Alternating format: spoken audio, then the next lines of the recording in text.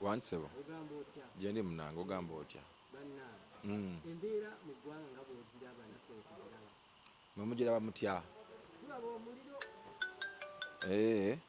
gwaka ndaba atandise okuba nga ataamu tugamba ati azibandi matiyo 2023 embeera bwati bwagitandise no embeera yeeyo kati amazima gabeera mazima truth is truth amanyi omwaka guno gwakatandika tetwagala ate gutusale nago okitegeera so ebintu ebimu tulina okubyogera nga weebiri okitegeera mwabirabye nabyogedde nagambye bita truth amazima agakaawa nagogedde nga nti omusajja nedda akonekitinge ekyo kimala okitegeera akonekitinge lwaki alemera tegedde abantu bamusabye bangi bagezezzaako tegedde twe contacts omusajja contacts aziremedde akotogera eggwanga okitegeera ate katonda bw'abanga blessing ensi ayita mu muntu okitegeera nowabeera nga blessing gwe obanza obaani abaako omuntu gwakola ki gwayitamu okitegeera so bw'abanga yamuyitamu n'akoleza kando ye akoleze n'endala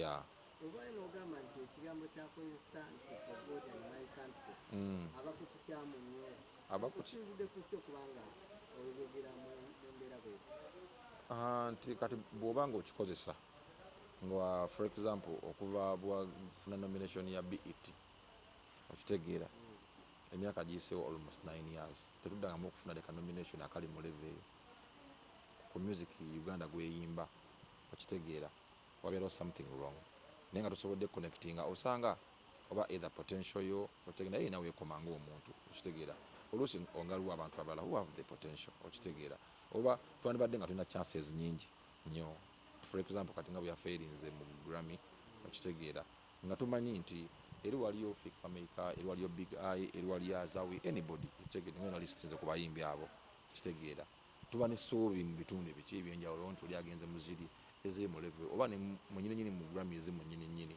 oba nga tulinamu ne nominations endala okitegeera olaba ensi endala bo babeera awo nga balina essuubi nti ono bw'atawangula naye ne guno yali mu kategori eri otegeera ne guno yali mu eri okitegeera so nze ndowooza nti kyakwagala ggwanga than okuddawo ogamba nti for God and my country so ng'oliko for God and yourself in the reality it's for God and yourself ate nga gw'oddeeyo ogamba nga ne fulaga baziteeka ku mugongo okitegeera omulabi ayinza alaba ate era nga mugoberezibwo era mugezebwa Eddy Kenzo bazze babagobera nga balaba nti Bya Eddy Kenzo balina gye bavudde nga bo kidde kitya musawo esembayo nti ate ye alaba nti kati yaliwo yokka abalaba bonna bazze nga batambula ate abalaba nga tebakyagasa mutima gwa muntu kinne kitwala nti mutima gwa muntu kyo kyenagambye nti me I term it as being selfish byonna byonna byonna ebintu kitwala ng'okuba selfish bakitegeera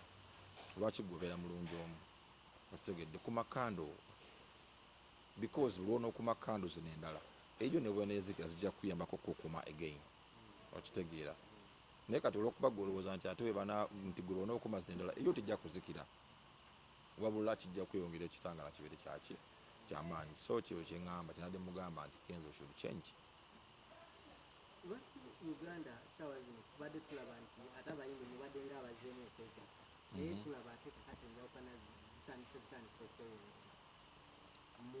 ekisinga obukulu sinjawukana naye ge mazima agoogerwa ne mu kutereeza konna konna tetujja kudda mu byagamba mbu ate biki nga tewali mazima nga tebitugattako amazima gagattako nti omuntu yeekyekinga neyetereeza gwe oba olaba nayogedde mazima check yourself wetereeze bw'oba olaba nga nayogedde ogamba kibi oba kikyamu ku side yo you can behave the way you want. I'm okay with that.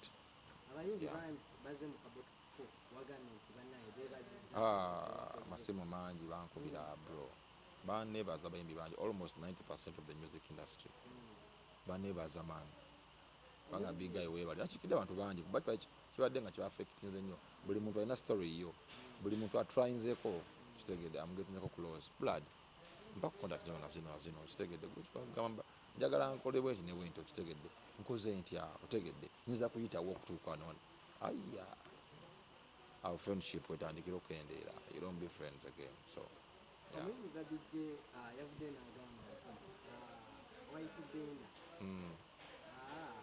BBI esinga gyayogedde asinga ntuufu naye oba nga bwakutyo bwakola nga Eddy Kenzo akuume okulonda zaidi akwataganye n'abayimbi buli omu asobola okuba nga agamba alina kyagattako ebyawo weba nga waliwo awadde ezizze obeeyo nga basatu bana bataano abagendayo yeah.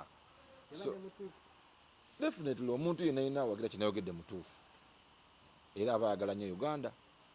Omuntu ali against kyenavugedde aba tayagala nnyo Uganda, aba alimba, aba tayagala music industry, aba tayagala music n'okukula, aba enemy wa music industry kukula.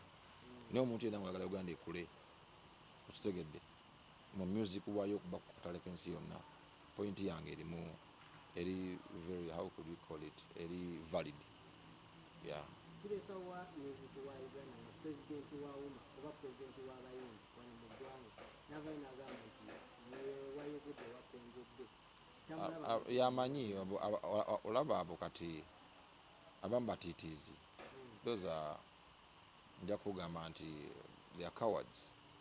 Okitegeera yeah batiitiizi be bamanyi naye nze navuddeyo and the majority are behind me. Bayimbi bonna even our music lovers abagana music industry ya Uganda but we are supporting. To be honest, my phone is always busy now. Bankubira, thank you so much. Webale. So yeah. Tanya ino okumbere mabega kyogamba zisobola kuyogerera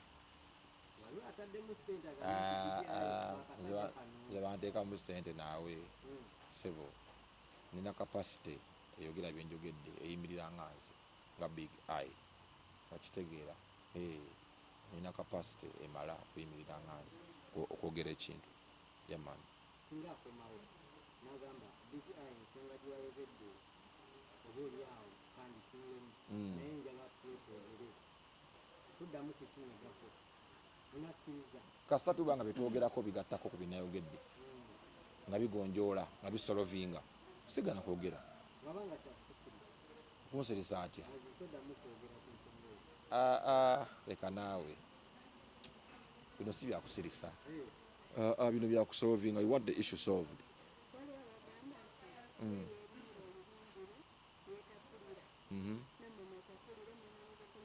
Tetuganyi naye taddamu kugamba nti for God and my country because bw'ogamba nti for God and my country oba ontaddemu nawe abakutaddemu nawe abakutaddemu ffenna batutaddemu otegedde kuba ffe tukola Uganda otegedde bw'ogamba for God and Uganda oba ontaddemu awo tonteekamu okola bibyo okitegeera yesu kuyenako buzibu represent yogamba nti kikira gwanga ate ne bw'otuuka ku support noyagala nti bakubagire otegedde nti bannange munonde mukole ki otegedde mu bintu webityo okitegeera nti if you remember abantu bamulonda nnyo in the BET bannayuganda be bakola ki be balonda nno bannayuganda be balonda percentages nga tebakulya ssente okitegeera because we did a lot of campaign. It was too much buli muntu yakiraba naye ogaseeko ki. What have you added on, man?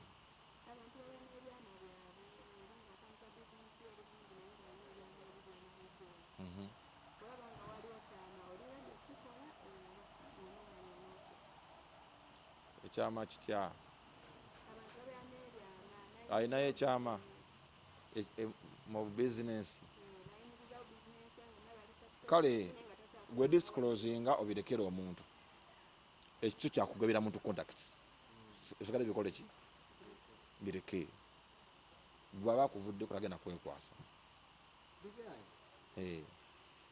kyebagamba nti abayimbi ennaku zino kati mumanyi okutereka obusungu ebbanga nebbanga nogamba nti kambeko wemulindira kati naawe kino wakijjeyo oluvannyuma lw'okubanga nti festival eri bakwetanga omugenyi omukulu eyajja okunyuma ate oba oli akufezi nga takwesa bulungi tewayita nnaku mbale n'akola press conference n'agamba ngaabo talina nti wakoze empisa mungi era mwakiraba era enzikiza mwagiraba netugendako ku side eyo okitegeera however eri issue ndala okitegedde naye era enzikiza mwagira tosobola kubeera mu kamera zonna ku press conference ku kyantukako ku festival yo era n'ogamba mbu big I was in this plane. How could you say that to a fellow artist like me? Not even just a fellow artist. There is that there's that story I have okitegeera. n'afuuka ba brother. Yeah, so nojja instead of apologizing to me nogamba biga tusonyiwe ku bintu ebikoze eki ebibaddewo okitegeera naye tugende maaso okitegeera tusonyiwe ku byabaddewo biki byonna byagenze maaso naye yeah, because you invited me wampita nenzija era nenkukolerako kati gwe kyonsasulamu kujja kulimiza kamera zo maaso big eye yabadde indiscipline. Could you say that? Wapi ziriwa kuki ebyo byakwesupportinga support system omuntu alina omukolo gwe that's a concert, it is his official show okitegeera a festival like agikolanga yagirimu okitegeera. So in the heart of brotherhood we have to support our brother. Yeah, man. Eby'ebbanga tetwandibigenzeemu nnyo, it doesn't matter eby'ebbanga kitumaze nga yetwogera, but what matters y'ensonga eyo eziriwo zinaku zeki. Naye mubadde mukolagana ebbanga lyonna oba era mubadde mukoloni? Era gambe kibadde kitwawulamu ku nkolagana ze connections ezo zembadde ngangiza kukola kize contacts ezo kitegeera. For example, if you didn't have my contact kati go interview wanituuseeko era you've used the contact to reach me, era singa neyagiina oba yagikuma okitegedde era twandikoze eki tokandintuuseeko. Naye olwokuba nti abantu abalina emitima emirungi basharinga contacts okitegedde kuba omuntu mbasaamusanga nenjimwa so buli muntu mbajja musanga omuwa enamba yo ne connections ezo gundi netwetuukirira ffenna okitegedde nenkwongerako neno nyongerako okitegeera. Yeah.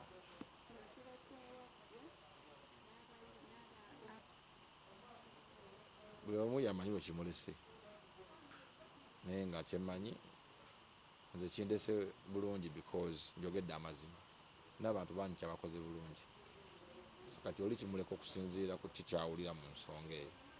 Yeah, naye nze kindese walungi oli bwalaba nti kimukoze bubi kiri gyali oba ateekawo mbeera kati nga gyenda batansobola okuteekateekawo of which that is not the issue, this is over that.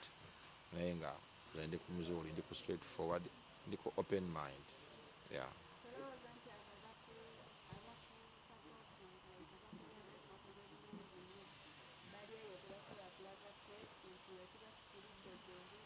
Nga kindi awa tekirya muntu wano nga kindi amuhawo ngenda kulekera bafulumya nnyimba mbona okuba nayogedde wapi nga naye shalika naawe oba neweŋŋamba kufulumya luyimba buli lunaku nsobola.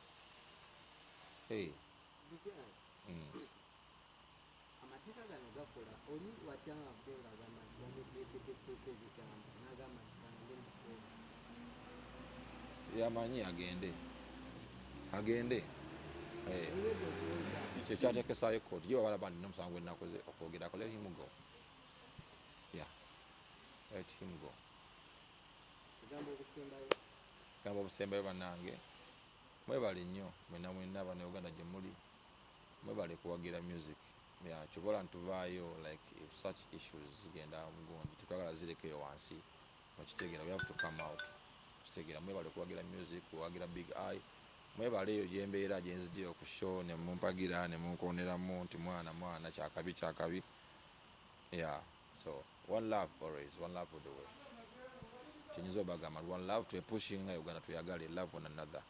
Bane mugabe connections, bana mwembaye contacts nemubeera mu abamawulire temwekotogera kusitegedde ono bwolaba nti gundi biki era nga kyenda biwaleno kati for example onangambye yategedde butegeezi nti ndi wano era ategedde mu muntu otegedde waliwo wangambye wano nti tegedde yategedde muki mu muntu era singa tiyamugambye tiyandi ntuseeko. So those are the connections abantu twewe connections bannange. Thank you so much.